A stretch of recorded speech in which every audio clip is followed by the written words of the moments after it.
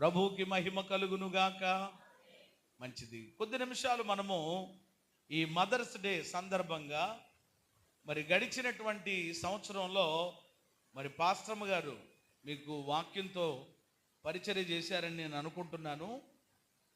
కానీ ఈ సంవత్సరం ఏదేమైనా ఆ సమయం ఇంకా వారికి ఇవ్వకుండా ఆ సమయాన్ని నేనే తీసుకుని మరి తల్లుల గురించినటువంటి కొన్ని విషయాలు మీతో పంచుకోవాలి అనేటువంటి ఆశ నేను కలిగి ఉన్నాను. తల్లి పాత్ర అనేటువంటిది చాలా అద్భుతమైనది, మనందరికీ తెలిసినటువంటిదే. పరిశుద్ధ గ్రంథంలో నుండి కొన్ని ఆత్మీయమైనటువంటి సంగతులు మనం ఈరోజు ధ్యానం చేద్దాం. యెషయా గ్రంథము 66వ అధ్యాయము 13వ వచనాన్ని గనక మనం చూస్తే, ఈరోజు వాగ్దానంగా కూడా దేవుడు మనకి దయచేసినటువంటి మాట అది. అనుదిన వాగ్దానంలో కూడా అదే మాట పెట్టబడినది. ఒకన తల్లి వానిని ఆదరించున్నట్లు నేను మిమ్మును ఆదరించెదను. తర్వాత కూడా యెరూషలేములోనే మీరు ఆదరించబడెదరు. ఎక్కడ ఆదరించబడెదరు? యెరూషలేం అనగా మహారాజు పట్టణం. యెరూషలేం అంటే ఏంటి చెప్పండి? మహారాజు పట్టణం, సియోను పట్టణం. చాలా పేర్లు ఉన్నాయి.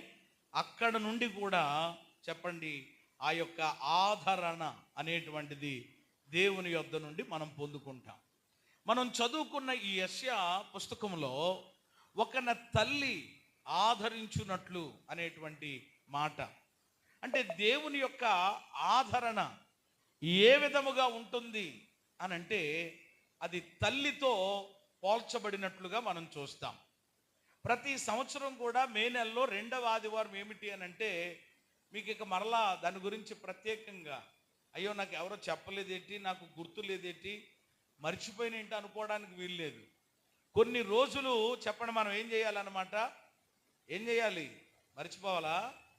కొన్ని రోజులు మనం ఏం చేయాలి? గుర్తుపెట్టుకోవాలి. కొన్ని బండ గుర్తులుగా మనకు ఉండిపోవాలన్నమాట. పలానా నెలలో పలానా అనేటువంటి ఆ గ్రహింపు, ఆ జ్ఞానం కూడా ప్రతి ఒక్కరూ కలిగి ఉండాలి. అప్పుడు ఎవరినైనా మనము విష్ చేయగలుగుతాం, శుభాకాంక్షలు చెప్పగలుగుతాం. ఏమండి? తప్పకుండా ఆ కార్యాన్ని మనము ఆనందించగలుగుతాం. ప్రతి నెల ప్రతి సంవత్సరం మే నెలలో 2వ ఆదివారం మదర్స్ డేగా ఏర్పాటు చేయబడింది. ఇది ఎన్నిక చేయబడింది. ఇది అలా కొనసాగుతూ ఉంది చాలా కాలంగా. అయితే ప్రియమైన దేవుని బిడ్డలారా, మనం గమనించవలసినటువంటి విషయం ఏంటి అని అంటే తల్లి పదవి అనేటువంటిది ఏదైతే ఉందో ఈ తల్లి పదవి స్త్రీ యొక్క జీవితంలో సంపూర్ణతను సంతరించుకుంది అనే విషయాన్ని నేను జ్ఞాపకం చేస్తూ ఉన్నాను. తల్లి పదవితో ఏమండి ఈ యొక్క స్త్రీ జీవితంలో సంపూర్ణత అనేటువంటిది సంతరించుకుంది. సంపూర్ణత ఎప్పుడు స్త్రీకి కలిగింది అని అంటే స్త్రీ ఏమైనప్పుడు అన్నమాట? తల్లి అయినప్పుడు. స్త్రీ తల్లి అయినప్పుడు ఉండే ఆ సంతోషం, ఆ ఆనందం చాలా అద్భుతంగా ఉంటుంది.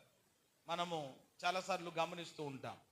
మనం ఆరాధించేటువంటి దేవుడు కూడా ఎలాంటి వాడు అని అంటే సంతు లేని దానిని ఇల్లాలుగాను కుమార్ల సంతోషము గల తల్లిగా చేసే దేవుడాయి. హల్లెలూయా. తల్లిగా ఉన్నవారు ఇక్కడ ఉన్నారు, తల్లిగా చేయబడినటువంటి వారు ఇక్కడ ఉన్నారు. కృపా జీవితంలో దేవుడు ఆ కార్యం చేసి ఏమంటే ఆయన యొక్క నామాన్ని ఏ విధంగా మహిమపరుచుకుంటున్నారో మనం ప్రత్యక్షంగా చూస్తూ ఉన్నాం. కాబట్టి తల్లి యొక్క పాత్ర ఎప్పుడు సంపూర్ణమవుతుంది? స్త్రీ యొక్క పాత్ర అంటే ఆమె ఎలా చేయబడినప్పుడు? తల్లిగా. అలాగే రెండో విషయాన్ని కూడా ఇక్కడ నేను జ్ఞాపకం చేస్తాను. అదేమిటి అని అంటే తల్లి పదవి దేవునితో సమానమైనది. తల్లి పదవి ఎవరితో సమానం అని అంటే దేవునితో సమానం. అయితే ఇక్కడ తల్లి దేవుడు కాదు. మరలా ఇక్కడ చాలా జాగ్రత్తగా మనం దేవుని వాక్యాన్ని ఆలోచన చేయాలి. అంటే ఆ యొక్క తల్లి దేవునితో ఏమండి ఆ లక్షణాలు కానీ ఆ పోలికలు కానీ చూస్తే ఏమండి సమానమైనటువంటి కోణం లేక దృక్పథం కనపడుతుంది. కానీ తల్లి చెప్పండి ఎవరు కాదనమాట, దేవుడు కాదు. అలాగని చెప్పి తల్లికి ఏదో ఒక గుడి కట్టడమో లేకపోతే ఒక మేడ కట్టడమో ఏదో ఏమంటే చేసే అంత విధానానికి వెళ్ళకపోవచ్చు. కానీ నేడున్న పరిస్థితులు ఎలాగనంటే తల్లి బ్రతుకున్నప్పుడట చెప్పండి ఏం చేయలేదట, మంచిగా ఆ తల్లిని చూడలేదట. కానీ తల్లి చనిపోయినటువంటి తరువాత మాత్రం ఏమంటే ఊరంతా అప్పులు అవసరమైతే చేసి భోజనాలు పెట్టడం కానీ లేకపోతే నా తల్లి రూపం ఇదిగో ఇలా ఉండాలని చెప్పి దానికి ఎంత డబ్బులైనా పర్లేదని చెప్పి ఈరోజు శిల్పాలు కూడా చాలామంది ఏం చేస్తున్నారు, చెక్కించుకుని మరి వాళ్ళ ఇళ్లలో పెట్టుకుంటూ ఉన్నారు. అయితే అది సరైనటువంటి విధానము కాదు. తల్లి పదవి దేవునితో సమానమైన దానిగా మనము చూడగలుగుతాం. అందుకనే దేవుడు తన్ను తాను ఎవరితో పోల్చుకున్నారు అని అంటే తల్లితో పోల్చుకున్నాను. ఇప్పుడు ఆల్రెడీ మనం వాక్యం చదివాం కదా, ఒకని తల్లి ఆదరించినట్లు నేను మిమ్మను ఆదరిస్తాను. అంటే అది ఒక పోలిక. ఆ పోలికను మనము దేవునిలో చూడగలుగుతాం. అయితే దేవుని వాక్యములో నుండి త్వరగా మనకు ఉన్నటువంటి సమయంలో కొన్ని విషయాలు నేను జ్ఞాపకం చేస్తాను. తల్లికి మరియు దేవునికి ఉన్న ఆ దగ్గర పోలికలు ఏంటి, తల్లికి ఏమంటే దేవునికి ఉన్నటువంటి ఆ దగ్గర పోలికలు ఏంటి. అందుకనే దేవుని యొక్క ప్రేమను వర్ణించేటప్పుడు ఆ పదాలు కూడా ఏమంటే ఈరోజు మీరు పాడిన పాటల్లో కూడా మనం చూస్తూ ఉంటాం. అంటే ఆ విధంగా ఉంటుంది అని చెప్పడానికి, ఓ రకంగా చెప్పాలంటే ఒక అలంకారప్రాయంగా మాట్లాడినటువంటి విధానం. కాబట్టి తల్లికి మరియు దేవునికి ఉన్న ఆ పోలికలు కొన్ని పరిశీలన చేద్దాం. మనకున్న సమయాన్ని బట్టి నేను ఎక్కువగా ఏమంటే ప్రతి మాట మీద నిలబడకుండా జస్ట్ నేను మీకు ఒక అవగాహన కొరకు టూకీగా జ్ఞాపకం చేస్తూ ముందుకు వెళ్ళే ప్రయత్నం చేస్తాను. మీరు నా వెనకాల మీరు ప్రయాణం చేయాలి. కొన్ని మాటలు త్వరగా చెప్తాను. ఏంటి ఆ పోలికలు అని అంటే, మొదటి పోలిక తల్లి ఏమంటే తన యొక్క గర్భములో బిడ్డలను ఏం చేస్తుందంటే నిర్మిస్తుంది. తల్లి తన గర్భములో బిడ్డలను ఏం చేస్తుంది, నిర్మిస్తుంది. అంటే బిడ్డల యొక్క నిర్మాణం ఎక్కడ జరుగుతుంది? హలో, మీరు మాట్లాడుతూ ఉండాలి కాస్త.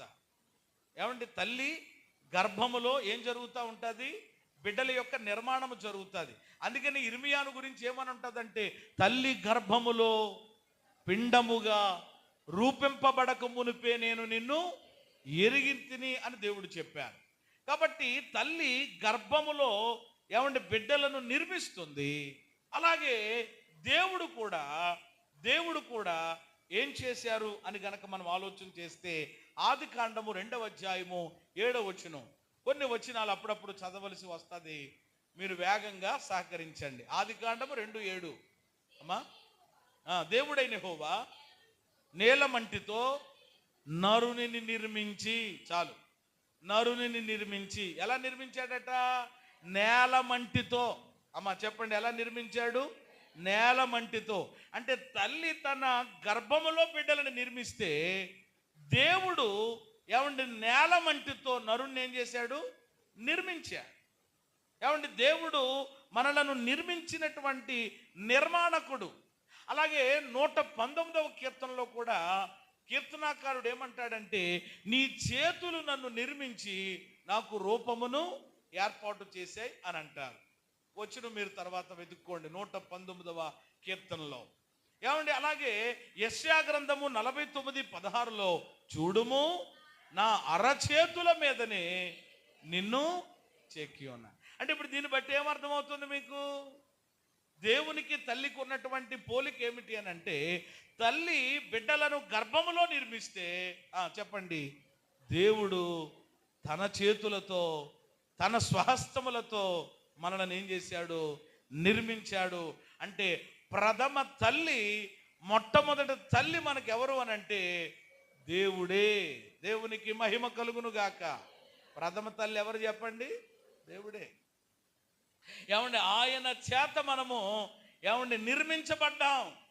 ఆయన గనక మనలను ఏమండి రూపించకపోతే, ఏమంటే మన అమ్మ పొట్టలో మనలను వేయకపోతే చెప్పండి మనం ఎక్కడికి రామన్నమాట. అది అసలైనటువంటి ఏమంటే నిర్మాణకుడు ఎవరు అనంటే అది ఆయన తర్వాతే చెప్పండి ఎవరన్నమాట, మీ అమ్మ. ఏమండి లేకపోతే దేవుడు దేవుని ద్వారా అనుగ్రహించబడినటువంటి మీ తల్లి. కాబట్టి మొదటి విషయం మనం ఆలోచన చేస్తున్నాం. రెండవది, తల్లి ప్రసవం ద్వారా ఏమండి బిడ్డకు జీవాన్ని పోస్తుంది. తల్లి ప్రసవం ద్వారా బిడ్డకి ఏం పోస్తుంది?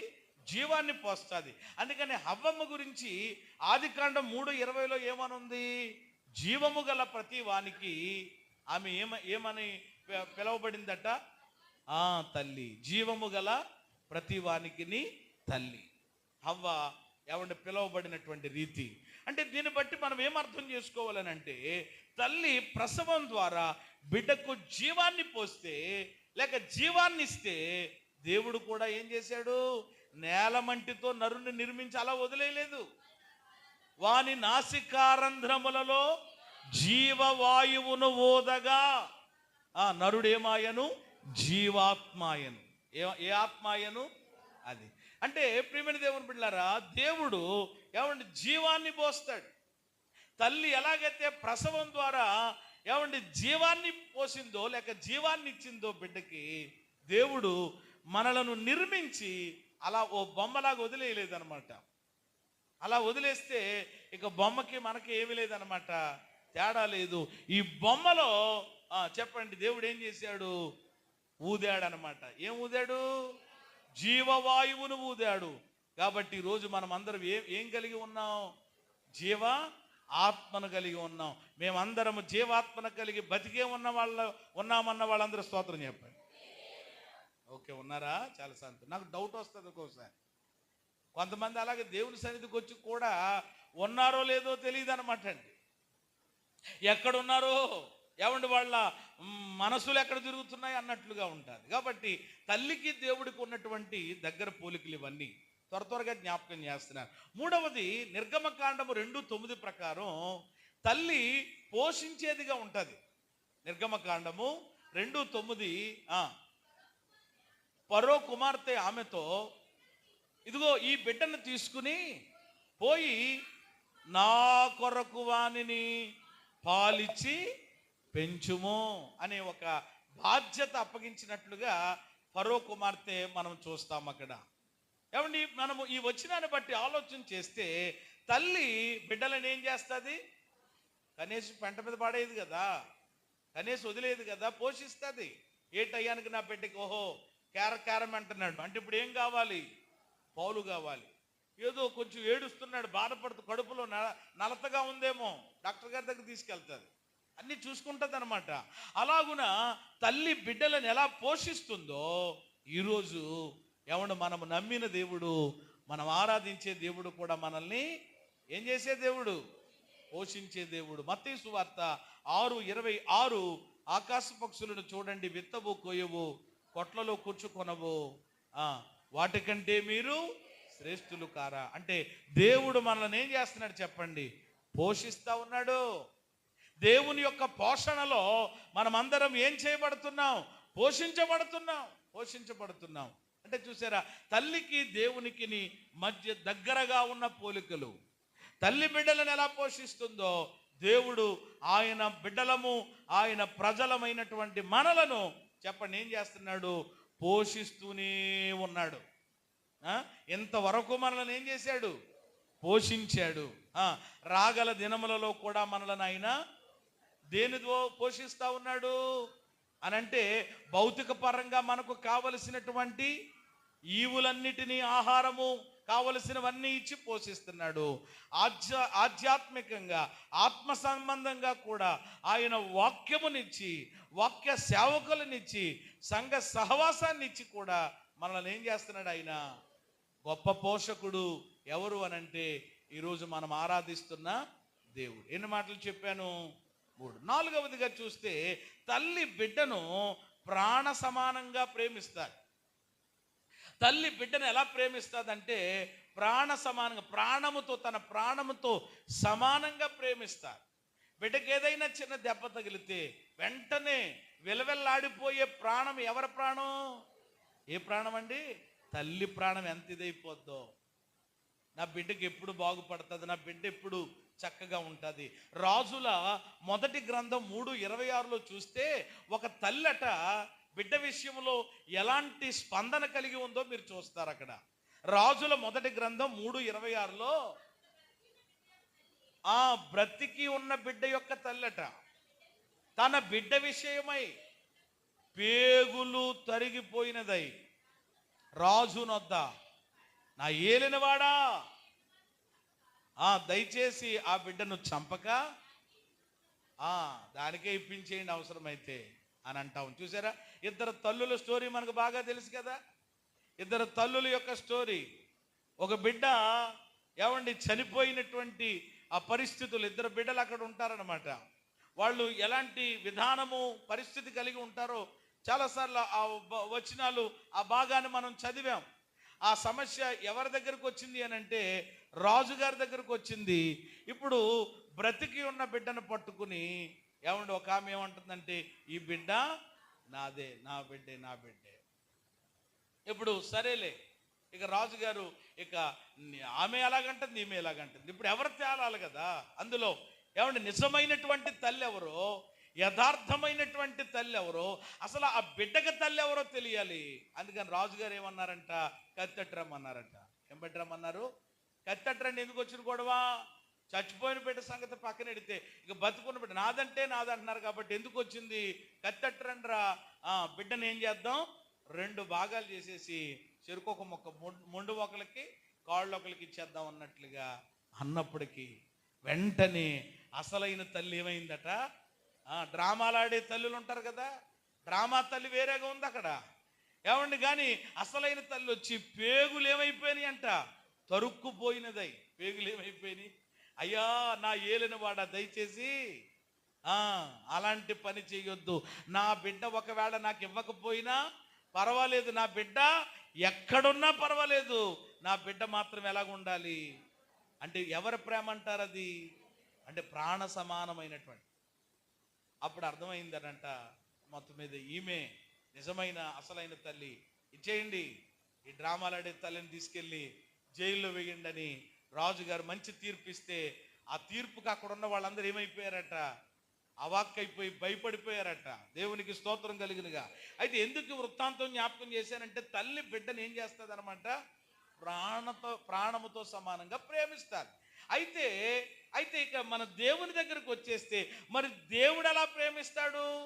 ప్రాణ సమానంగా బిడ్డను తల్లి ప్రేమిస్తే దేవుడు ఎలా మనలను ప్రేమిస్తాడు అనంటే, తన ప్రాణమునే అర్పించినంతగా. ఎంత అద్భుతం అండి.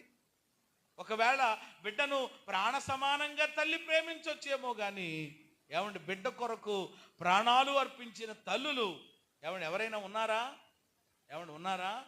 ఏమో నాకు ఇంతకీ వినపడలేదు. ఒకవేళ ఎక్కడైనా ఉంటే ఒకళ్ళు ఇద్దరు ఎక్కడో అరుదుగా ఉండొచ్చేమో కానీ ఈ పరిస్థితుల్లో చూస్తే అలాంటివి కనపడదు.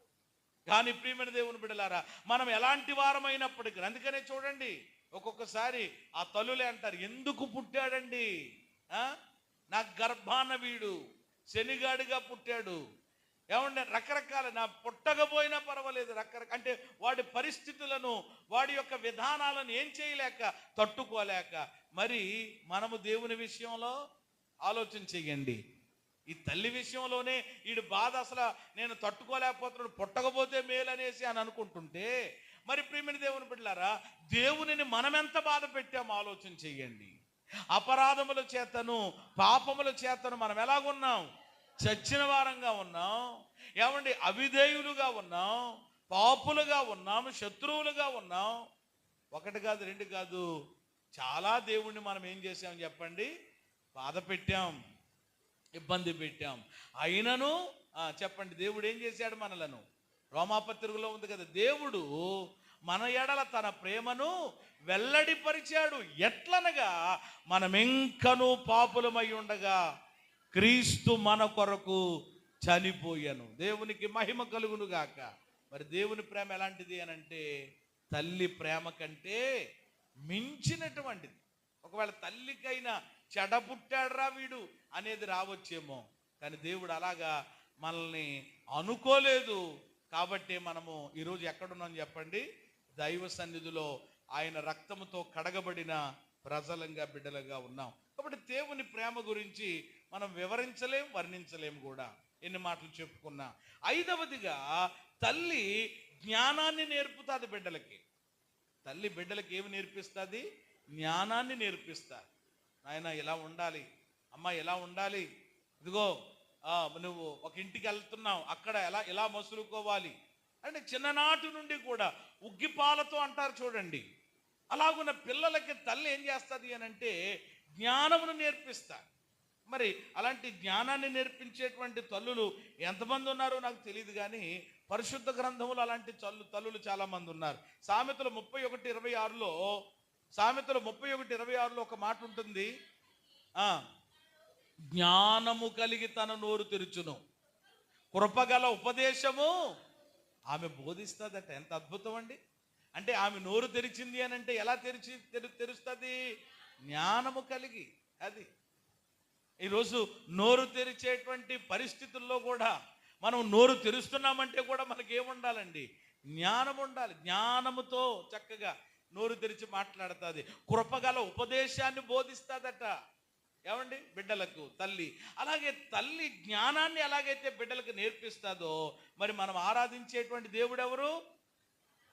కొలస్సీ పత్రిక ఏమండి 2వ అధ్యాయం 3వ వచనములో బుద్ధియు జ్ఞానమును సర్వ సంపదలు ఎవరిలో గుప్తములై ఉన్నాయి? దేవునిలోనే. సామెతల గ్రంథం 8వ అధ్యాయంలో ఉంటుంది, జ్ఞానాధారమును నేనే అన్నాడు దేవుడు. ఏ ఆధారం అంట? జ్ఞానాధారం నేనే అన్నాడు. అంటే జ్ఞానానికి మూలం ఎవరు చెప్పండి? దేవుడే. అంటే ఆయన మనకి ఏమిచ్చువాడు? జ్ఞానం ఇచ్చువాడు. బిడ్డలను చక్కగా పెంచడానికి కూడా తల్లికి చెప్పండి ఏమిచ్చేవాడు అనమాట? జ్ఞానం ఇచ్చేవాడు కూడా ఆయనే. జ్ఞాని అయినటువంటి సొలొమోనుకు కూడా జ్ఞానం ఇచ్చినటువంటిది ఎవరు చెప్పండి? ఆయనే. కాబట్టి తల్లికి దేవునికి ఉన్న దగ్గర పోలికలు చెప్తా ఉన్నాను. 6వదిగా తల్లి బిడ్డలను కాపాడుతుంది. తల్లి బిడ్డలను ఏం చేస్తుంది చెప్పండి? కాపాడుతుంది. అంటే సంరక్షిస్తుంది అనమాట. అయ్యో నా బిడ్డకి చలి తగులుతుందా అని వెంటనే ఆ చలి తగలకుండా వెట్టనిచ్చేటువంటిది. నా బిడ్డకు ఒకవేళ సరైన గాలి తగలలేదా అని ప్రతిదీ ఏ విధమైనటువంటి మరి ఆ పరిస్థితులు బిడ్డ మీదకి రాకుండా చాలా కేర్ తీసుకుని చాలా జాగ్రత్తగా కాపాడుకుంటుంది బిడ్డను. అవసరమైతే నన్ను అడిగితే కొంతమంది తల్లులు మనం చూస్తూ ఉంటాం కదా, చంటి బిడ్డ తల్లుల్ని మనం గమనిస్తే కనుక మరి అంతమంది అలాంటి తల్లులు ఎంతమంది ఉన్నారు ఈ కాలంలో మనం చూడలేం. కానీ ఇదివరకు తల్లులు అంటే చంటి బిడ్డ తల్లులుగా చూస్తే నిజంగా వాళ్ళు ఎంత బిడ్డ కొరకు చెప్పండి వాళ్ళు ఎలా ఉండేవారు అని అంటే కనుక కొన్ని దినాలు వాళ్ళు చేసేటువంటి పచ్చి ఉంటుంది చూడండి, అది చాలా జాగ్రత్తగా. ఇప్పుడు అది ఏమీ లేదు. బిడ్డను పెంచినటువంటి మరి కనినటువంటి కొన్ని రోజులకే పట్రా నూడిల్స్ పట్రా మేసేస్తున్నారు ఈ రోజున, పట్రా ఫ్రైడ్ రైస్ పట్రా తినేస్తాను, ఇంకా ప్రతి పెంట తినేయడమే. ఇంకా కానీ ఆ రోజుల్లో ఎంత ఇదండి నిజంగా. అంటే నేను అడ్డమైనవన్నీ తినేస్తే చెప్పండి ఇప్పుడు అది ఎవరికనమాట? అది ఎవరి మీద చూపిస్తుంది అని ఏం కట్టుకుని? నోరు కట్టుకుని చాలా జాగ్రత్తగా. ఆ రోజుల్లేండి, ఆ దినాలండి, ఆ పరిస్థితులు. మరి ఈరోజు ఎలాగున్నాయో నాకు తెలియదులేండి. కానీ అంటే చాలా జాగ్రత్తగా. ఎందుకనంటే ఒకవేళ నేను ఇది తీసుకోవడం వలన, ఇది తినడం వలన నా బిడ్డ నా పాలు తాగుతుంది కాబట్టి మరలా దానికి ఏదైనా తేడా చేస్తుందేమో, ఏదైనా ఇబ్బంది కలుగుతుందో అని అంటే ఏం చేయడం అన్నమాట? బిడ్డని కాపాడుకోవడం. బిడ్డని ఏం చేయడం అంటే అంత శ్రద్ధ తీసుకుని, అంత కేర్ తీసుకుని బిడ్డలను తల్లి కాపాడుతుంది. అలాగే మనము దేవుని యొక్క కోణంలో కూడా ఆలోచన చేస్తే మరి మనం ఆరాధించేటువంటి దేవుడు ఎలాంటి వాడు అని అంటే ఇశ్రాయేలీయులను కాపాడేవాడట. ఈ తల్లి అయితే శుభ్రంగా ఆదమరిచి బిడ్డ ఉన్నాడో లేదో, మంచం మీద ఉన్నాడో పడిపోయాడో ఒక్కొక్కసారి మంచం ఇంటి కింద అడిగిపోయాడని బోర్డు ప్రార్థన రిక్వెస్ట్లు వస్తాయి మాకు. అసలు ఆడు అడిపోవడానికి కారణం ఏంటి? అసలు నువ్వేం చేస్తున్నావు? శుభ్రంగా కొంతమంది అబ్బాబ్బా ఇంకా ఆడ పడుకుంటే ఏమంటే పిల్లోడు ఏమైపోతున్నాడో తెలీదు, ఎక్కడికి పాక్కెళ్ళిపోతున్నాడో తెలీదు. ఏమనంటే అలాంటి పరిస్థితి అనమాట. మనలను కాపాడే దేవుడట. చెప్పండి, ఏం చేయట్లేదట, కనీసం కునుకు కూడా వేయకుండా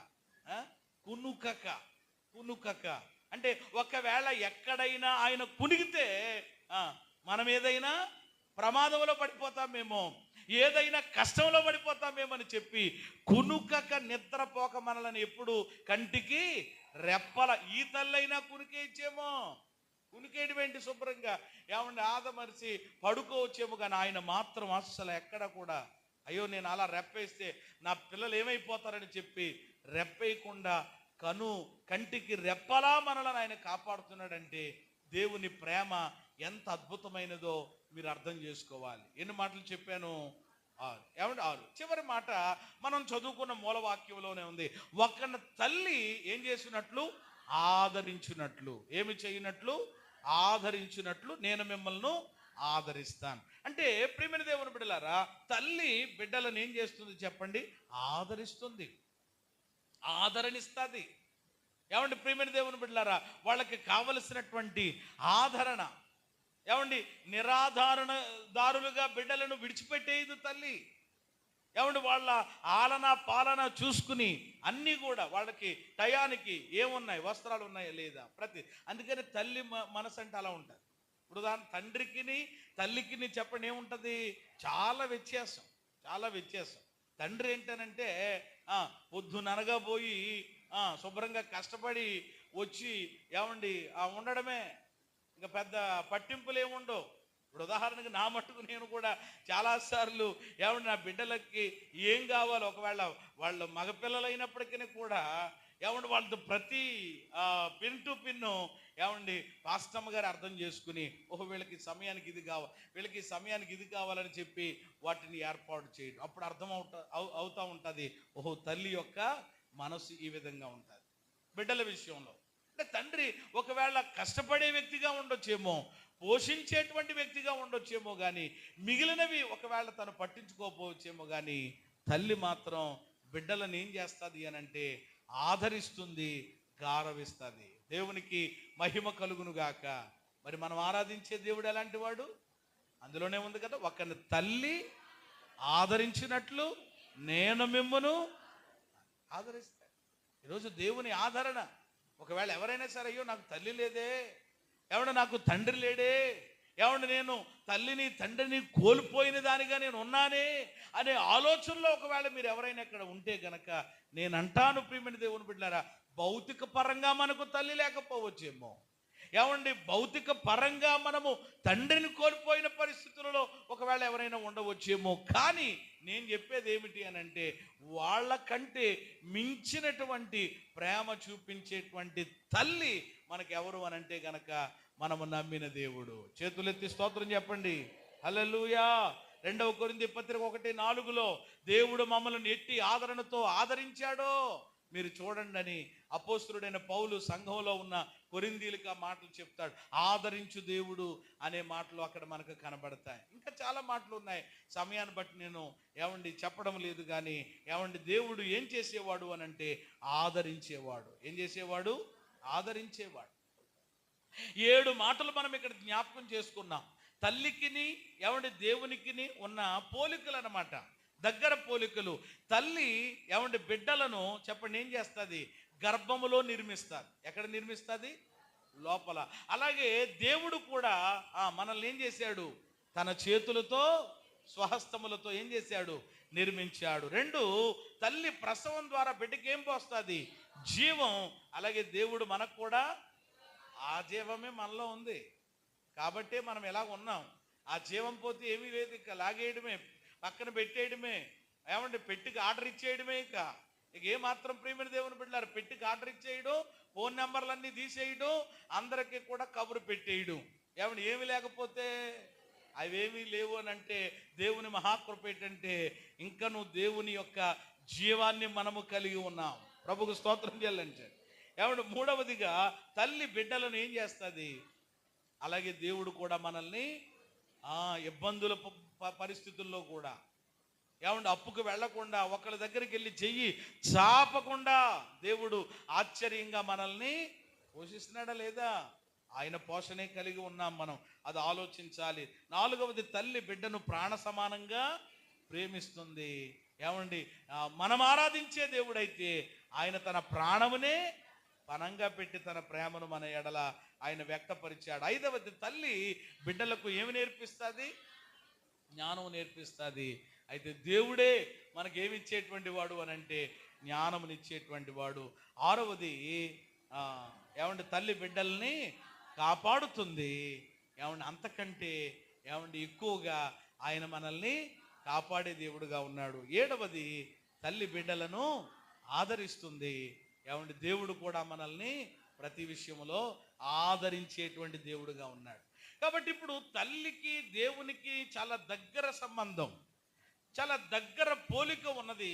కాబట్టి ఈ విధానంలో ఏమండి తల్లిని మనము దేవుని చేయడానికి వీల్లేదు. మరలా ఏమండి ఈరోజు దేవుని కంటే ప్రియమైన దేవుని బిడ్డలారా, మన తల్లి కానీ మన తండ్రి కానీ మరి ఎవరు కానీ చెప్పండి, మనకి ఎవరు కాదనమాట, ఎక్కువ కాదు.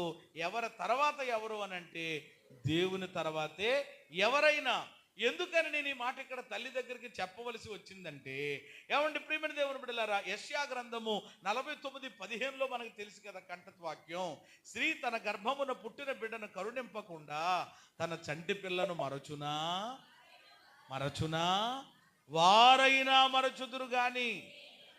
చూసారా, ఒక తల్లట, ఒక స్త్రీ అట నవమాసములను మోసి కని ఏమండి పెంచినటువంటి బిడ్డను ఏమవ్వచ్చు, మరిచిపోవచ్చు. మరిచిపోయిన తల్లులు ఈరోజు చాలామంది ఉన్నారు ప్రపంచంలో.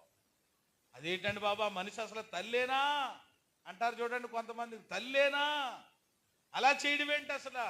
ఎలా వచ్చింది దానికి అసలు చేతులు, ఎలా చంపేసింది? మొన్న కూడా మనము హైదరాబాదులో జరిగినటువంటి సంఘటన. ఏమండి ప్రియమైన దేవుని బిడ్డలారా, ఎంత దారుణం అది నిజంగా. ఎంతమంది పిల్లలు? 3 పిల్లలు అనుకుంటాను. 3 పిల్లలు 3 విధానాలుగా ఎంత దారుణంగా ఏమండి ఆ బిడ్డల్ని చంపేసినటువంటి విధానం. ఇలాగ ఈరోజు అది తల్లి కావచ్చు, తండ్రి కావచ్చు. ఏమైపోతున్నాయి ఈరోజు పరిస్థితులు, ఏమైపోతున్నాయి విధానాలు అనిపిస్తూ ఉంది. కాబట్టి వారైనా మరవచ్చు, కానీ దేవుడు ఏమంటున్నాడు, నేను మరువను. అంటే దాని అర్థం తల్లికి మించిన ప్రేమ మన ఎడల ఎవరు చూపగలరు అని అంటే దేవుడు మాత్రమే. కాబట్టి ఈరోజు తల్లి లేదనో తండ్రి లేడనో చెప్పండి, ఎవరు ఏం పడ్డానికి వీలు లేదనమాట, బాధపడడానికి వీల్లేదు. వారి కంటే మిన్నగా ప్రేమించిన దేవుడు మనకున్నాడు. హల్లెలూయా. అందుకని ఈరోజు చదువుకున్న కీర్తనలు 22వ కీర్తన ఒకసారి చూడండి. 22వ కీర్తన 9-10 వచనాలు త్వరగా నేను ముగిస్తాను.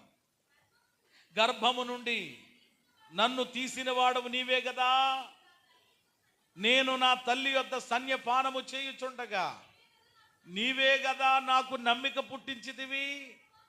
గర్భవాసినైనది మొదలుకుని నాకు ఆధారము నీవే, నా తల్లి నన్ను కన్నది మొదలుకుని నా దేవుడవు నీవే. ఇక్కడ భక్తుడు దేవుడిని ఏం చేస్తున్నాడు? ఆరాధిస్తున్నాడు. భక్తుడైన దావీదు దేవునిని ఆరాధిస్తున్నాడు. దేవుని మీద ఆధారపడి దేవునిని ఏం చేస్తున్నాడు? ఆరాధిస్తున్నాడు. 3 మాటలు అక్కడ పలికాడు ఆ వచనాల్లో. మొదటి మాట ఏంటంటే, దేవా నా తల్లి యొద్ద నేను సన్యపానం చేస్తున్నప్పుడు నాలో నమ్మకాన్ని పుట్టించింది ఎవరు? నువ్వే. నమ్మకమును పుట్టించితివి, విశ్వాసమును పుట్టించితివి అంటున్నాడు దేవుణ్ణి. రెండవదిగా ఏమన్నాడు? గర్భవాసినది మొదలుకుని నాకు ఆధారము. రెండవది నాకు ఆధారము నీవే, నా ఆధారము నాయన అంటున్నాడు.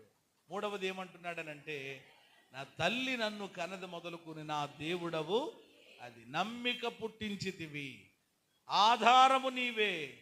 ఏమండి, నా దేవుడవు నీవే అని ప్రభువుని ఏం చేస్తున్నాడు? ఈరోజు ఆ అనుభవం కిందకి రావాలి మనం, ఆ అనుభవం కిందకి రావాలి.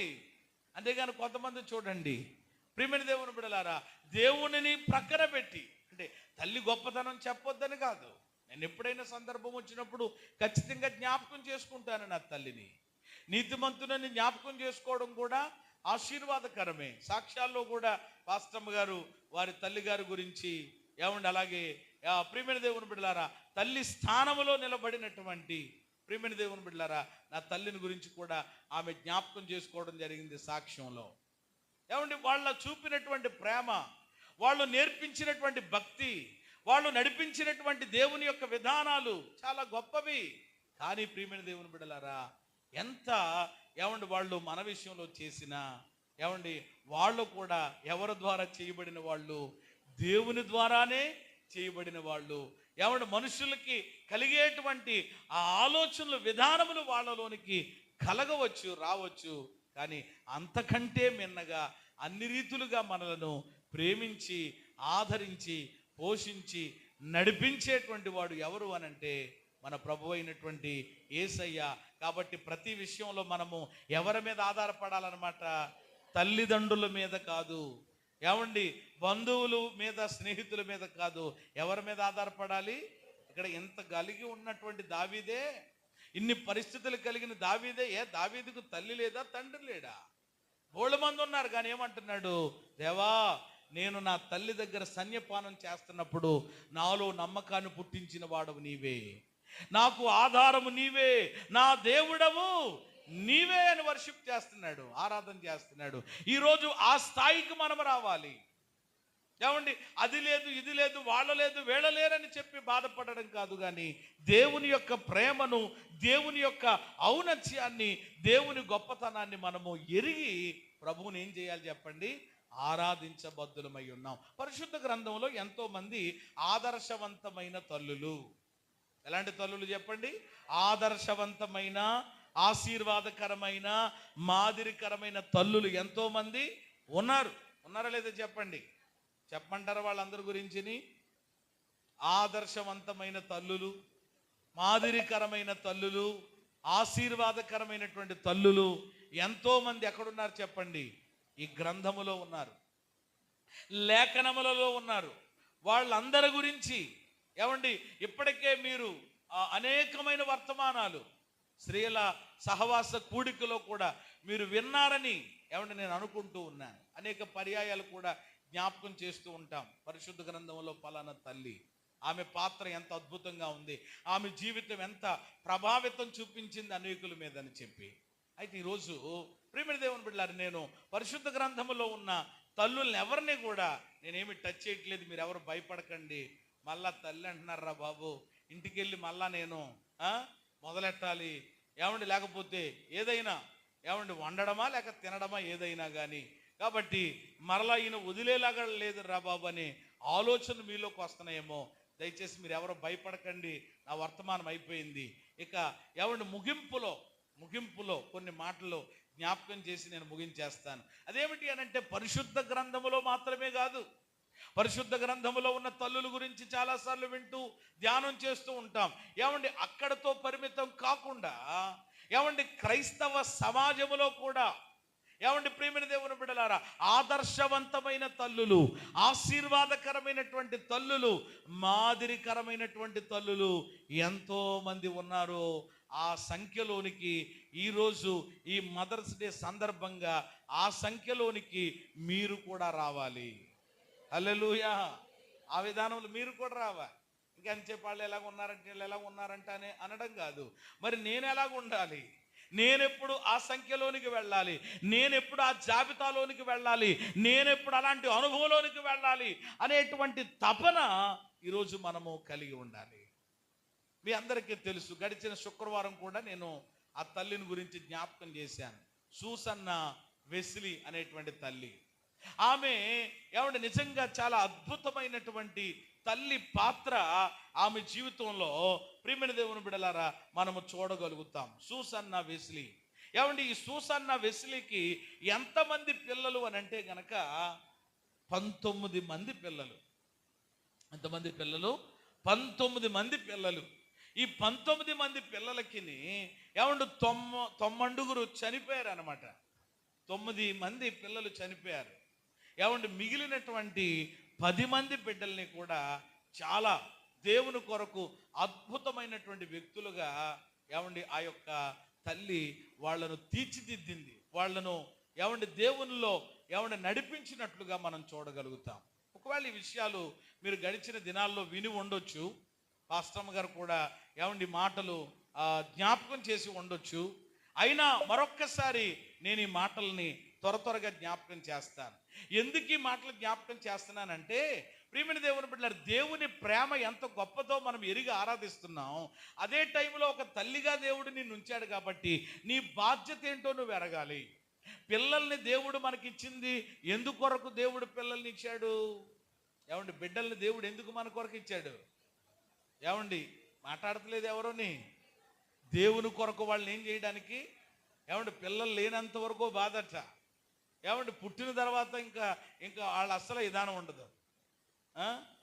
కొంతమంది గనేస్తూ ఉంటారనమాట, ఇంకా డజన్లు డజన్లే ఇంకా కనీసం ఏం చేయటం, వాళ్ళని శుభ్రంగా ఊరి మీదకి వదిలేయడం అనమాట. పైన ఒకటి ఉంటే కింద ఉండదు, కింద ఉంటే అది పైన ఉండదు, వదిలేసి వాళ్ళ ముక్కు కారుతూ ఉంటుంది, వాళ్ళ తల భుజరం బురదైపోతూ ఉంటుంది. ఇంకెలా ఉన్నారు తెలియదు, వదిలేయడమే.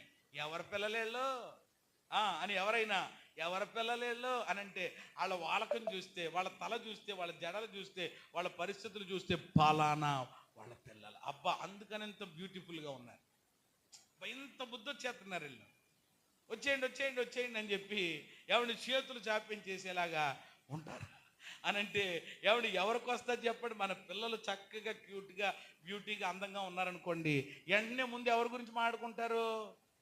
వాళ్ళ అమ్మ గురించి మాట్లాడుకుంటారు. ఎవరి గురించి? వాళ్ళ అమ్మ. అబ్బా చక్కగా పిల్లలు.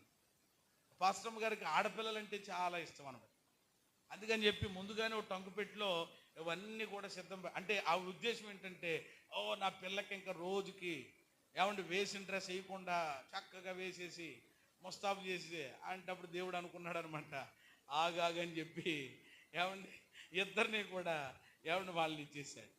కాబట్టి ప్రియమైన దేవుని బిడ్డలారా, ఈరోజు మన యొక్క బిడ్డల విషయంలో వాళ్లకు నేర్పించేటువంటి విధానం మనందరికీ బాగా తెలిసినటువంటి వాక్యం, బాలుడు నడువవలసిన త్రోవను వానికి. అది మొట్టమొదటి ఉపాధ్యాయురాలు ఎవరు ఇంటిలో అని అంటే కనుక, ఎవరు? మాస్టర్లనో సండే స్కూల్ టీచర్స్నో మమ్మల్నో పడి మీరు పడకండి. మొట్టమొదటి పాత్ర పోషించాల్సింది ఎవరన్నమాట?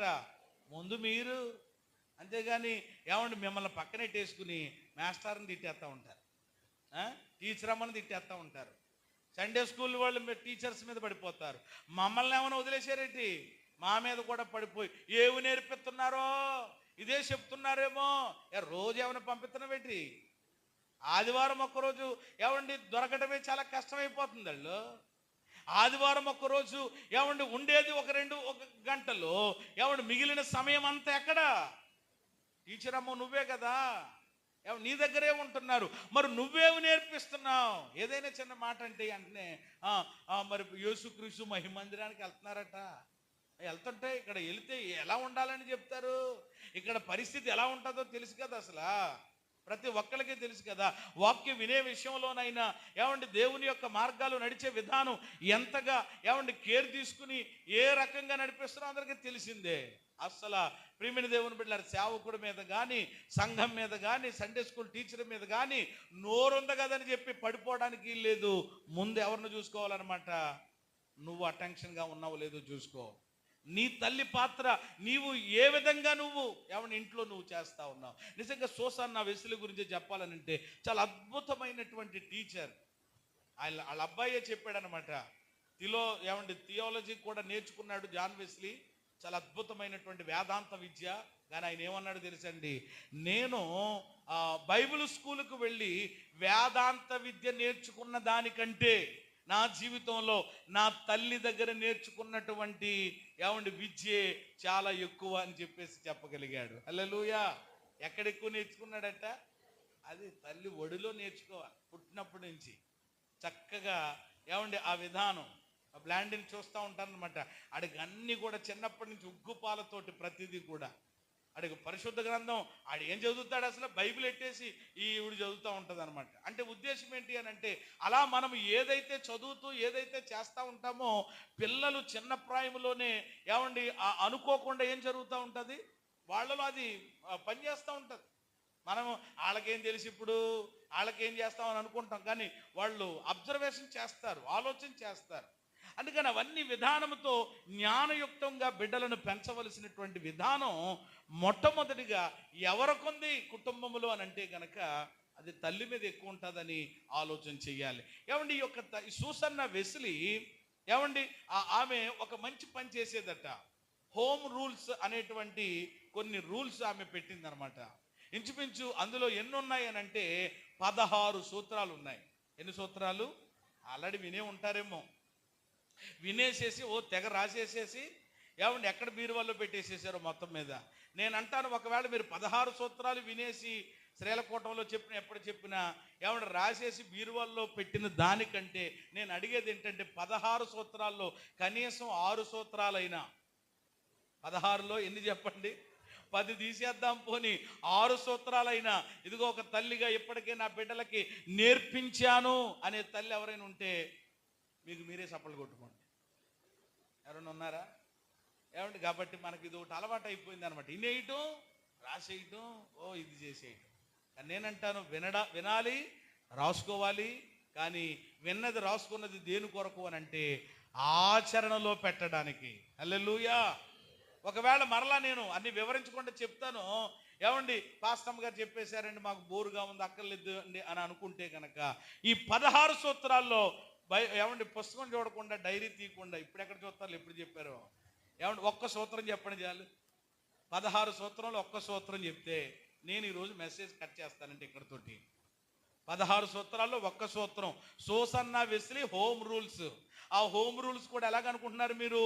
ఒక తెల్లని కాగితం మీద లైన్గా పెద్ద పెద్ద అక్షరాలతో రాసేసి అవి ఏం చేసేదట, ఏమండి పిల్లలు పడుకునేటువంటి బెడ్రూమ్లో ఏమండి ఆ యొక్క తలుపు కతికించేదట. తలుపుకి ఎక్కడ? ముందు వైపు కాదు, బ్యాక్ సైడ్, వెనకాలన్నమాట. ఎందుకు వెనకాల అతికించేది? మంచం మీద పడుకుంటే పొద్దున లేచిన ఎప్పుడు లేచినా ఏమంటే నేరుగా ఏం చేస్తారనమాట, చూస్తారని చెప్పి ఆ యొక్క గదిలో తలుపు కతికించేదట పిల్లలు పడుకునేటువంటి రూమ్లో. 16 సూత్రాలు ఉన్నాయి అందులో. అందుకని నేను మిమ్మల్ని అడిగాను, ఒక్క సూత్రమైనా చెప్తారా? ఏం చెప్తామండి పాస్టర్ గారు, అన్నీ కూడా మేము వినడమే. ఇక్కడ విన్నాయన్నీ కూడా అలాగా మెట్లు దిగ్గానే వెంటనే ఏం చేస్తాం, మర్చిపోతామండి. కాబట్టి మీరు ఎవ్వరూ కూడా మాట్లాడలేకపోతున్నారు. కాబట్టి మీరు కేవలం వినే ఉంటారు, రాసుకునే ఉంటారు. కానీ విని రాసుకుని మూడవది ఓ మంచి పని చేశారు, ఏంటి అని అంటే మర్చిపోయారు. అందుకని మీకు పని పడుతుంది. మరలా చెప్తాను వినండి. ఏమండి ఆమె చెప్పినటువంటి 16 సూత్రాలు అవసరమైతే మరలా రాసుకోండి. ఏమండి ఇంటికి వెళ్ళిన తర్వాత పెద్ద ఏమండి ఒక పేపర్ మీద అవసరమైతే క్లియర్గా రాయండి 16 సూత్రాలు. మీరు కూడా గోడలకు అతికించండి, తలుపులకు అతికించండి. రోజు పిల్లల్ని చూడమని చెప్పండి, అట్లు ఫాలో అవ్వమని చెప్పండి. నిజంగా మీ పిల్లలు రాగల దినాల్లో ఏమన్నా అనేకులకు ఆశీర్వాదకరమైన బిడ్డలుగా వారు మార్చబడతారు. దేవునికి మహిమ కలుగును గాక. చాలా త్వరగా చెప్తాను. ఆమె రూల్స్ పెట్టింది, హోమ్ రూల్స్. అందులో మొదటి సూత్రం ఏంటి అని అంటే భోజనానికి మధ్యలో ఏ చిరుతిళ్ళు తినకూడదు. తల్లులందరూ వినాలి. కొన్ని రాసుకోపోయినా వినండి జాగ్రత్తగా, మీ పిల్లలకి చెప్తారు. కానీ భోజనానికి మధ్యలో ఏం తినకూడదట? చిరుతిళ్ళు. ఏ తిళ్ళు అండి? చిరుతిళ్ళు అంటే తెలుసు కదా, గొట్టాల ప్యాకెట్లు, ఏమండి ఇంకా చెగుడెల ప్యాకెట్లు, ఏం దొరుకుతుంది ఇంకా మామూలుగా కాదండి. ఒక్కొక్కడు ఇంక ఏం దొరుకుతుంది, మామిడికాయ మొక్కలంట, అదేదో ఎండబెట్టినటువంటివి, ఏమంటే ఉప్పులో వేసినవి, ఇంకా ఇవన్నీ ఏమంటారనమాట. ఆ చిరుతిళ్ళు తినకూడదు.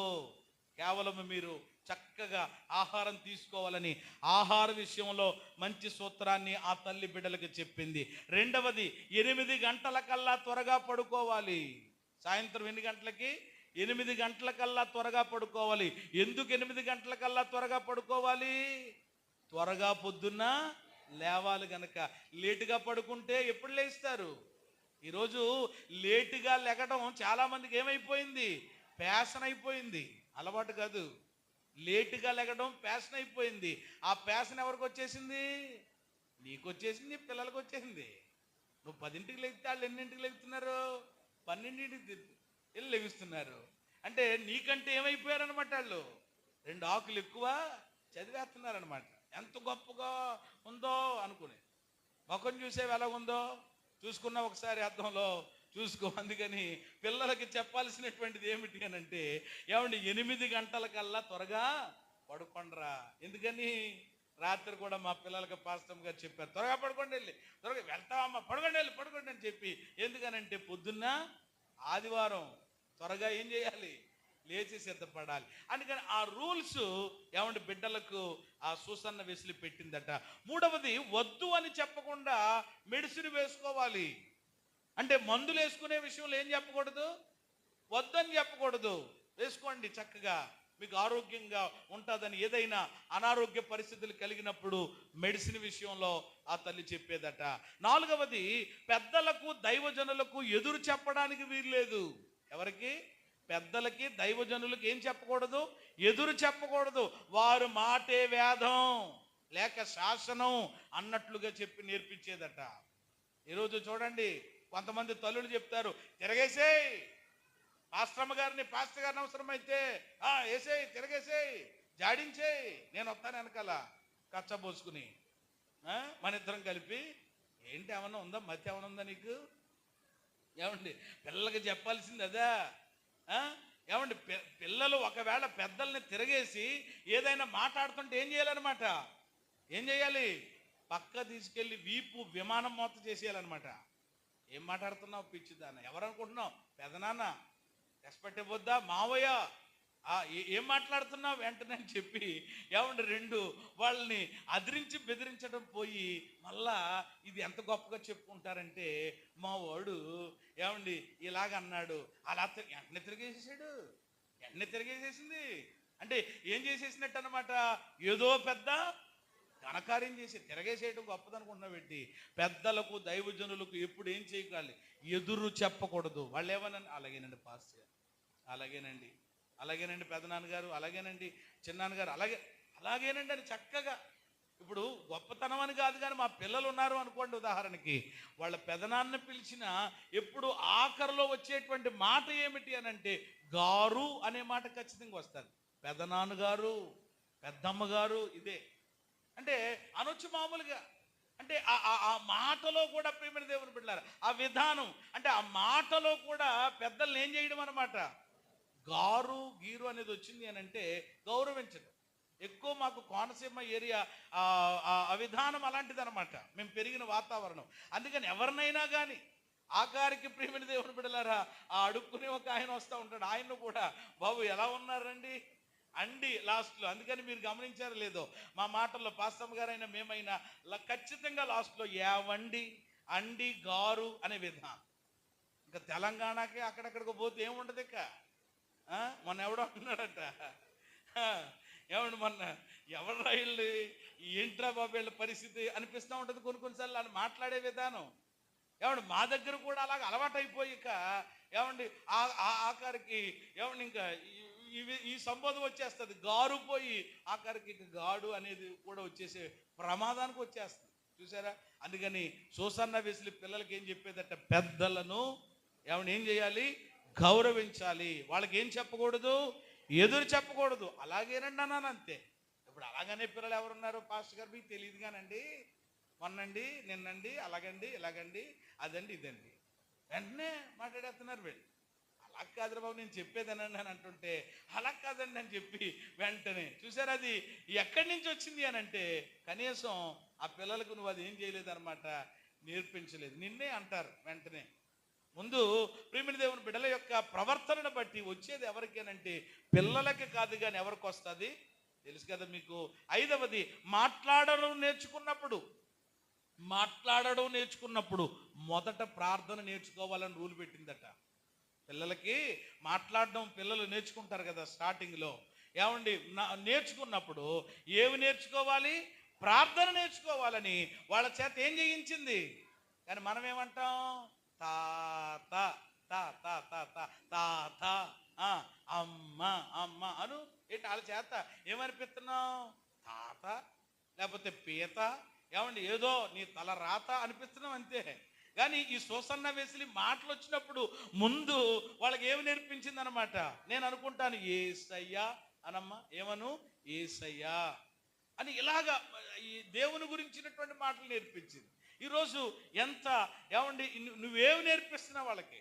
కొంతమంది ఉంటారు నిజంగా, ఇదిగో మావేను తిట్టమ్మా, వీళ్ళు మళ్ళీ తిట్లు అనమాట, ఎదవను ఏమండి, లేకపోతే ఇంకోటాను, ఇలాంటివి కొన్ని తిట్లు ట్రైనింగ్ అండి. ఎంత ఇదిగానో, అత్తయ్యని ఎలాగానమ్మా, అలాగానమ్మా, ఇలాగానమ్మని వాళ్ళు తిడతా ఉంటుంటే వీళ్ళు ఏమైపోతూ ఉంటారు, మురిసిపోతూ ఉంటారు. అయిగా అది నేర్పించడం. మన పిల్లలకి ఏమి నేర్పించాలి అని అంటే ప్రార్థన నేర్పించాలి. మన పిల్లలకి ఏమి నేర్పించాలి?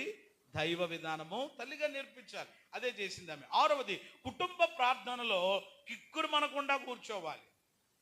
కుటుంబ ప్రార్థనలు ఎలా కూర్చోవాలి? అసలు కుటుంబ ప్రార్థన ఉంటేనే కదా కిక్కురు మనం కూర్చోవడానికి. ఆలోచన చెయ్యండి. కుటుంబ ప్రార్థన కలిగి ఉండాలి. ఆ ప్రార్థనలో ఎలా కూర్చోవాలి అని అంటే కిక్కురు మనకుండా, సౌండ్ లేకుండా కూర్చుని చక్కగా ప్రార్థనలు ఏకీభవించాలని నేర్పించేదట. 7వది, నాకేదైనా కావాలి అనే మారం చేస్తే పొరపాటున ఏమండి ఇవ్వద్దు. అందరూ ఏమండి మరి అంటే ఆ యొక్క బిడ్డలకి ఏమండి నేర్పించేటువంటి విధానం ఏమిటి అని అంటే గనక, ఏదైనా కావాలి అని మారం చేస్తే పొరపాటున వాళ్ళకి ఏమండి ఇచ్చేది కాదట. కొంతమంది మన పిల్లలు కూడా మారం చేస్తూ ఉంటారు కదా. మారం చేస్తున్నామని నీకు గారం ఎక్కువైపోయి వాళ్ళు అడిగిందల్లా ఏం చేస్తున్నారు చెప్పండి?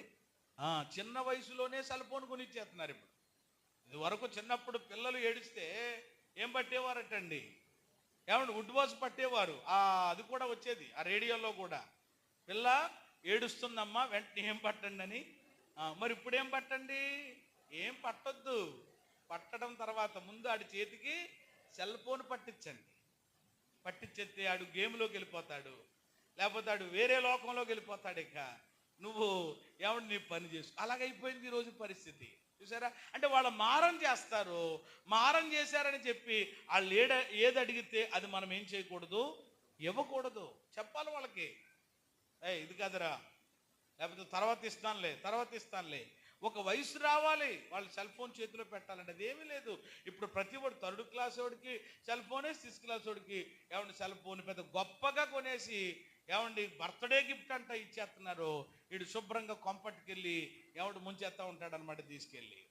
కాబట్టి ఒక టైం రావాలి, ఒక పరిస్థితి, అది అవసరమైతేనే మనం ఇవ్వాలి తప్ప ఏమంటే ఇవ్వకూడదు. 8వది, అబద్ధం ఆడవద్దు అని చెప్పేదట. పొరపాటును కనుక అబద్ధం ఆడితే ముందే తెలియజేసేయండి, అప్పుడు శిక్ష ఉండదు. అబద్ధం ఆడవద్దని చెప్పేదట పిల్లలకి. ఒకవేళ ఆడితే ముందే ఏం చేయాలి? చెప్పేయాలన్నమాట. అమ్మ ఇదిగో నేను అక్కడ అబద్ధం ఆడాను, ఇక్కడ నేను ఇలా మాట్లాడేసాను అని అంటే వెంటనే ఏముండదు, శిక్ష ఉండదు అనమాట. అంటే శిక్షణలో ఎదిగే పిల్లలు ఎప్పుడు ఎలాగుంటారు అని అంటే, ఎలా ఉంటారు చెప్పండి? క్రమశిక్షణ కలిగి ఉంటారు. అర్థమైంది ఈ పాయింట్ మీకు? శిక్షణలో ఎదిగే పిల్లలు ఎప్పుడు ఎలా ఉంటారు? క్రమశిక్షణ కలిగి ఉంటారు. శిక్షణ లేని పిల్లలకి ఏముండదు, క్రమశిక్షణ ఉండదు. ఇక వాళ్ళ ఇష్టం ఎలాగైనా ఉంటారు. కాబట్టి పిల్లల్ని అలా పెంచేది. ఎన్ని వచ్చినాయి? 8 వచ్చినాయి. 9వది, పాపం లాంటి తప్పు చేస్తే తప్పకుండా శిక్ష ఉంటుంది, లేక పనిష్మెంట్ ఉంటుందని చెప్పేదట. పాపం లాంటి ఏమంటే తప్పు ఏదైనా చేస్తే గనక ఖచ్చితంగా పనిష్మెంట్. కొన్నిసార్లు మన పిల్లలకి కూడా పనిష్మెంట్ ఇవ్వాలి. ఆ పనిష్మెంట్ కూడా ఆ స్థాయిలో ఉండాలన్నమాట, ఒక విధానంలో ఉండాలి. అది శృతి మించిపోయినట్లుగా ఉండకూడదు. కాబట్టి పాపము లాంటి తప్పు చేస్తే తగినటువంటి శిక్ష, పనిష్మెంట్ ఉంటుందని చెప్పేదట. 10వది, ఒక తప్పుకి పదే శిక్షించొద్దు. ఏమండి? ఆ పిల్లలకి ఆమె నేర్పించింది తల్లులుగా మీకు చెప్పేటువంటి సలహాకు కూడా. ఏమంటే ఒక తప్పుకి పదే పిల్లలకి ఏం చేయకూడదు, శిక్ష వేయకూడదట. అంటే మాటికి దాన్ని ఏం చేయకూడదు, ఎత్తకూడదు. ఒక్కొక్క తల్లి ఉంటుందండి, ఏదైనా పిల్లడు తెలుసో తెలియక చేయడనుకో ఇంకా ఆడింకేమైపోవాలన్నమాట, ఇంకాడికి బుర్ర ఖరాబ్ అయిపోద్ది అనమాట. అలాగా ఏమండి పదే చేయకూడదు. ఒకసారి ఏదో చెప్పో ఆడు సరి చేసుకుంటాడు, కానీ మాటికి దాన్ని ఏం చేయకూడదు, ఎత్తకూడదు. ఇది తల్లి చేయాల్సినటువంటి పని పిల్లల విషయంలో. 10వది, మంచి పని చేస్తే మెచ్చుకుని తప్పకుండా బహుమతి ఇవ్వాలి. మీ అమ్మాయి కానీ మీ అబ్బాయి కానీ ఏదైనా మంచి పని చేశారు, మంచి మార్కులతో పాస్ అయ్యారు, వెంటనే ఏం చేయాలి? ఏమంటే వాళ్ళని ఏం చేయాలి? అభినందించాలి. పిల్లల్ని అభినందించడం రాదండి, అదేంటో తెలీదు. ఇంట్లో పిల్లల్ని అభినందించరు కానండి, ఒక్కొక్కరు ఉంటారన్నమాట, ఊర్లో వెళ్ళిపోయి అవునమ్మా అలాగమ్మా ఇలాగమ్మా అది ఇది అని చెప్పి ఎంత ఇదైపోతూ ఉంటారో. మన పిల్లలు ఏదైనా మంచి పని చేసినప్పుడు, మంచి విజయాలు సాధించినప్పుడు వాళ్ళని మనం ఏం చేయాలి? అభినందించి వాళ్ళకి ఏదో ఒక గిఫ్ట్ ఇవ్వాలన్నమాట. నీకున్న స్తోమతలోని ఏదో ఒక చిన్న బహుమానం కొని, ఒరే నువ్వు బాగా చదివావు కాబట్టి, మంచి ర్యాంక్ వచ్చింది కాబట్టి, ఈసారి మంచి పర్సంటేజ్ వచ్చింది కాబట్టి, ఇదిగో మంచి టీషర్ట్ కొంటున్నాను, ఇదిగో వేసుకో, మంచి గౌన్ కొంటున్నాను ఇదిగో అని చెప్పి వాళ్ళు ఎంతో మురిసిపోతారు. అప్పుడు అనిపిస్తుంది అనమాట, నేను ఇలాగలా చదువుతూ ఉంటుంటే, ఇలా మంచి మంచి ర్యాంకులు వస్తూ ఉంటుంటే మా అమ్మ ఏం చేస్తూ ఉంటుంది అనమాట, ఇలా కొంటా ఉంటుందనే ఆలోచన వాళ్ళకి పెరిగి ఇంకా చక్కగా వాళ్ళు ఏమవుతారు? చదివి ముందుకెళ్తారు. నీ జీవితంలో ఎప్పుడు ఏదీ లేదు, ఓ ప్రోత్సాహం లేదు, ఒక అభినందన లేకపోతే ఏంట్రా నాయన అని చెప్పి వాళ్ళకు ఒక విధానం వచ్చేస్తుంది. ఎన్ని విషయాలు వచ్చినాయి? 11 వచ్చినాయి. త్వరగా దగ్గరికి వచ్చేసాం. 12వది, ఏ ప్రయత్నం చేసినా అది ఫెయిల్ అయ్యిందనుకో అప్పుడు కూడా ప్రశంసించాలి. ఏదైనా వాళ్ళు ప్రయత్నం చేశారో సక్సెస్ ఒక్కోసారి అవరు, అయినా మనం ఏం చేయాలి? ప్రోత్సహించాలి, ప్రశంసించాలి. అంతేగాని ఎందుకు రాలేదు, ఏం చేస్తున్నావు, అలాగా ఇలాగని చెప్పి వాళ్ళని ఇది చేయకూడదు, కానీ డిస్కరేజ్ చేయకూడదు. కానీ అప్పుడు సరేలేనా ఇంకోసారి ఇదవుది కానిలే అని మనం వాళ్ళని ప్రోత్సహించేలాగా ఉండాలి తప్ప, అప్పుడు కూడా పాస్ అయినప్పుడే కాదు, చెప్పండి ఎప్పుడన్నమాట, ఫెయిల్ అయినప్పుడు, సక్సెస్లో కూడా మనం అభినందించాలి. వాళ్ళ జీవితాల్లో సక్సెస్ లేనప్పుడు కూడా వాళ్ళని మనము ప్రోత్సహించాలి. 13వది ఏమిటి అని అంటే కనుక, ఒకరిది మరొకరు కోరుకుని లాక్కోవడం అది శిక్షార్హం అనే విషయాన్ని గట్టిగా పిల్లలకి చెప్పాలి. ఒకరిది మరొకరికి ఏం చేయకూడదు? కోరుకోకూడదు. ఎవరి దాళ్ళకే. అందుకే కొంతమంది ఒక 3-4 పిల్లలు ఉన్నారనుకోండి, ఒకేలాగా ఉండవు, వేరువేరుగా తెచ్చినప్పుడు కూడా. అందుకని కొంతమంది ఏం చేస్తారంటే, తెలివైన వాళ్ళు ఎందుకు వచ్చిందిరా బాబు, 4 రకాలుగా పట్టుకెళ్తే కొట్టుకుని ఇదైపోతారని చెప్పి 4 సమానంగా తెచ్చేస్తే గొడవ ఉండదు. ఇక అదే కానీ వేరువేరుగా తెస్తే పెద్ద పిల్ల ఏమంటుంది అనమాట, నాకు అది కావాలి, చిన్నది ఏమంటుంది అనమాట, నాకు ఇది కావాలి అని ఎంత ఇది అయిపోద్దో. అయితే అందుకని ఒకరిది ఒకరు ఏం చేయకూడదు అనమాట, కోరుకోకూడదు. ఎవరిది వాళ్ళకే. సర్లే అమ్మ డిసైడ్ చేసింది, నాన్న డిసైడ్ చేసేది, ఇది ఇచ్చాడు, అదే తీసుకోవాలి తప్ప ఒకరిదొకరు లాక్కునేటువంటి విధానం అది వాళ్ళ శిక్షకు అర్హులు అనేటువంటి విషయం చాలా గట్టిగా చెప్పాల్సినటువంటి బాధ్యత ఉంటుంది. 14వది ఏంటంటే, ప్రామిస్ కనుక చేస్తే తప్పకూడదు. ఒక మాట ఇస్తే బిడ్డలు ఎవరికైనా సరే, స్కూల్లోనైనా ఫ్రెండ్స్కైనా ఎవరికైనా ఒక మాట ఇస్తే దాన్ని ఏం చేయకూడదు? తప్పకూడదు. చిన్నప్పటి నుంచి నేర్పించాలి. 15వది, ఆడపిల్ల ఇంట్లో తప్పకుండా పని చేయాలి. ఆడపిల్లలు మరి ఎంతమంది కలిగినటువంటి తల్లులు ఇక్కడ మీరు ఉన్నారు, మీ పిల్లలు తప్పకుండా ఏం చేయాలన్నమాట, పని చేయాలి. వాళ్ళు పని చేయాలంటే నువ్వేం చేయాలి? పనిని వాళ్ళకి ఏం చేయాలి? నేర్పించాలి. నేర్పించినప్పుడే వాళ్ళకి ఏమవుతుంది? ఇది అవుతుంది. అలాగని చెప్పి స్కూల్ ఎగ్గొట్టేసి వాళ్ళని స్కూల్కి వెళ్ళనివ్వకుండా వాళ్ళకు శుభ్రంగా బట్టలో ఇంకోటి పెట్టేసేసి ఉతుకో కడుగు అని చెప్పి నువ్వు మంచం ఎక్కి హాయిగా శుభ్రంగా పడుకోకూడదు. మళ్ళా అది చాలా ప్రాబ్లం అవుతుంది. మళ్ళా ఆడపిల్లకి పని చేయడం నేర్పించాలి. అలాగని చదువుని ఏం చేయకూడదు అనమాట, నిర్లక్ష్యం చేయకూడదు. చదువే, దేనికి ఇవ్వాల్సిన టైం దానికి ఇవ్వాలి. 16వది చివరిది, బెత్తానికి భయపడడం పిల్లలకు ప్రతి తల్లి నేర్పించాలి. దేనికి భయపడాలి? బెత్తానికి భయపడాలి. అందుకని అంటే సూసనా వెస్లీ గోడకి ఎప్పుడు కూడా ఏం తగిలించి ఉంచేది అని అంటే, బెత్తం తగిలించి ఉంచేదట గోడకి. కొట్టక్కర్లొద్దు. కొన్నిసార్లు చూడండి, ఈ 50 రోజుల ప్రార్థనలో 2 కర్రలు ఎట్టుకునే వాళ్ళం మేము ఇక్కడ. చూశారు కదా మీరు. ఎందుకని ఆ కర్రలు తీసుకుని బాధేసామండి, శుభ్రంగా బాధేశారా ఒకళ్ళని పట్టుకుని అంటే, లేదు ఒక్కొక్కడికి బెత్తం చూస్తేనే లైన్లో పడ్డవాళ్ళు ఉన్నారులేండి. ఇంకా బెత్తం కాదు, ఒక్కొక్కడికి ఏం చూపించినా రాదని అది వేరే విషయం. కొంతమంది పిల్లలు ఉన్నారు, సెటిల్ అయ్యారు కొంతమంది వాళ్ళు. ఇప్పుడు జీవన్ రాజు పిల్లలు ఉన్నారనుకోండి, అటు ఇటు ఉండేవాడు. ఎప్పుడైతే పాస్టమ్ గారు ఒక్కోసారి ఇలాగ అనగానే వెంటనే అది వచ్చేసింది అనమాట. ఇప్పుడు కనబడిన వెంటనే ప్రైజ్ లాడు అన్నాడు. ఇది వరకు ప్రైజ్ లాడు ఉండేది ఏముండేది కాదు అనమాట.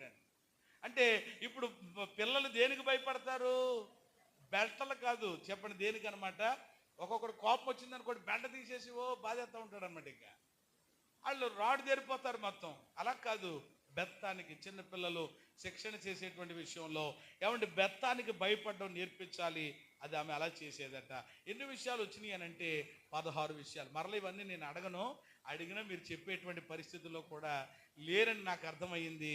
ఈ 16 సూత్రములు వినినటువంటి ఈ 10 మంది పిల్లలు ఏమయ్యారు అని అంటే గనక ఇంగ్లాండ్ దేశాన్నట తల్లక్రిందులు చేయగలిగారు. హల్లెలూయా. ఏ దేశాన్ని? ఇంగ్లాండ్ దేశాన్ని తల్లకిందులు చేశారు. వాళ్ళ తల్లకిందులు అయిపోలేదు. ఈరోజు పిల్లలను బట్టి తల్లిదండ్రులు బట్టి పిల్లలు తల్లకిందులు అయిపోతున్న ఈ రోజుల్లో ఇంగ్లాండ్ దేశాన్ని తల్లక్రిందులు చేయగలిగారు.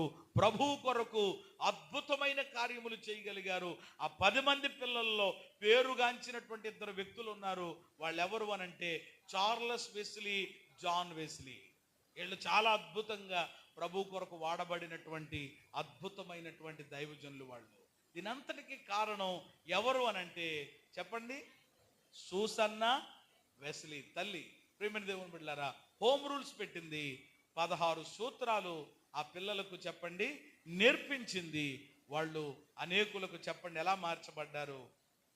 దేవునికి దేశానికి ఏమండి దీవెనకరంగా మహిమకరంగా వాళ్ళు మార్చబడ్డారు. మరి ఈరోజు ఒక తల్లిగానే ఉన్నాం. ఏమండి ఈరోజు ఎలా ఉంది నీ పెంపకం, ఎలా ఉంది ఈరోజు బిడ్డల విషయంలో నీ బాధ్యత ఎరిగి ఆ విధమైన మంచి లక్షణాలు మీరు కూడా కలిగి ఉంటే మీ జీవితం ధన్యమవుతుంది. ఏమండి అనేక మంది మరి బిడ్డలకు మీరు ఆశీర్వాదకరమైనటువంటి వారిగా మార్చబడతారు. అట్టి కృప దేవుడు మనందరికీ